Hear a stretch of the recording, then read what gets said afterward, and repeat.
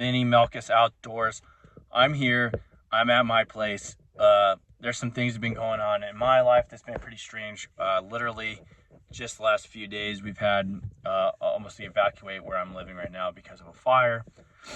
So not much going on. I've done some fishing. We've gone out for some trout. Like that seems to be what I'm primarily doing now because they're kind of fun. It's like right now, that's almost like it's like sight fishing in the fall, or like you would do it for bass in the spring. And out here just looking at these little browns and throwing micro baits at them. And I think I showed you some in maybe in a previous video, but throwing micro baits at them in small streams and it's just a good time. It's fun. Kind of gets you out of the realm of tournament bass fishing a little bit, out of that, which I love tournament bass fishing, don't get me wrong, but sometimes, especially where I was at before I came back to my home area where I was at, just having people run in on you and all that jazz. It's nice to get away from people and catch even these little fish and have a good time. Anyway, I got some updates on the boats. The reason why you haven't seen any videos of that is because I've actually had some people evaluating some of the things that are going on the boats before we get into it hardcore.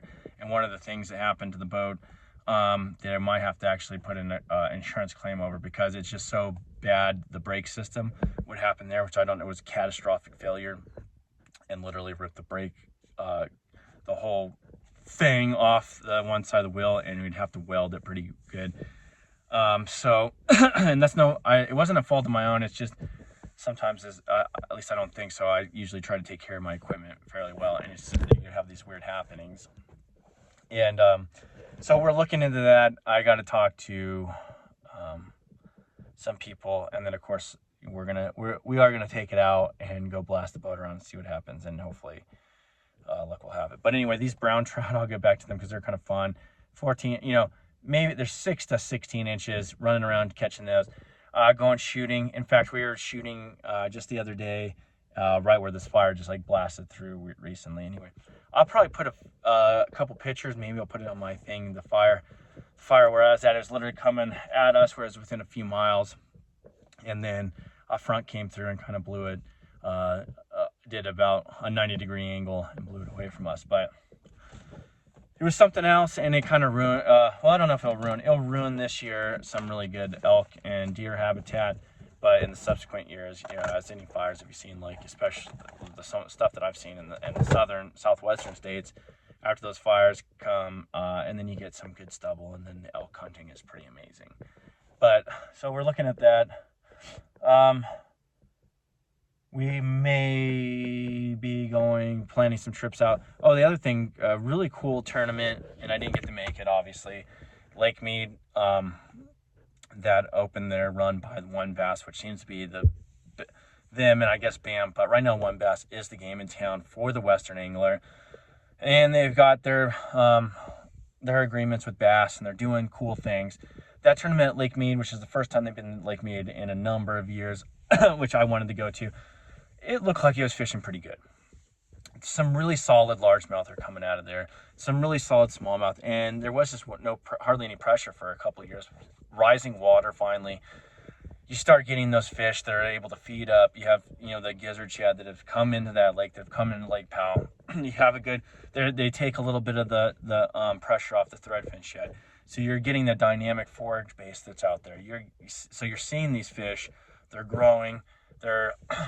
They seem to be pretty healthy as opposed to some of the years there. Now, if we just had some habitat in there and maybe get some of the population up, but it's always been that way in Mead. There's places where there's a lot of fish. There's roaming fish. Smallmouth are now, a large part of the creel there, as opposed to like 20, 30 years ago. Cool lake. I'm glad to see that it's back out there, and hopefully we'll get the U.S. Open back out there next year. We'll see. But right now that's going to Mojave, which if you haven't followed out west, Mojave is a premier smallmouth fishery in the Southwest. It's awesome. It's a beautiful lake.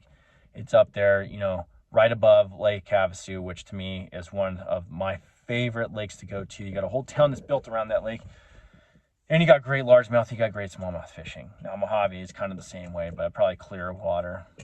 It's going to be a blast. It's going to be a blast to watch. I'm not going to be able to make it down there just because what I'm doing right now.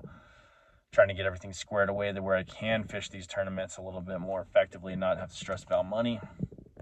But it will be great. It'll be a great tournament. and it'll be fun to watch. And then hopefully we'll make it back down to the U.S. Open, like we have so many. It's been a couple of years now since we've been there, and we will be back. I promise you that, because that's one of my favorite tournaments.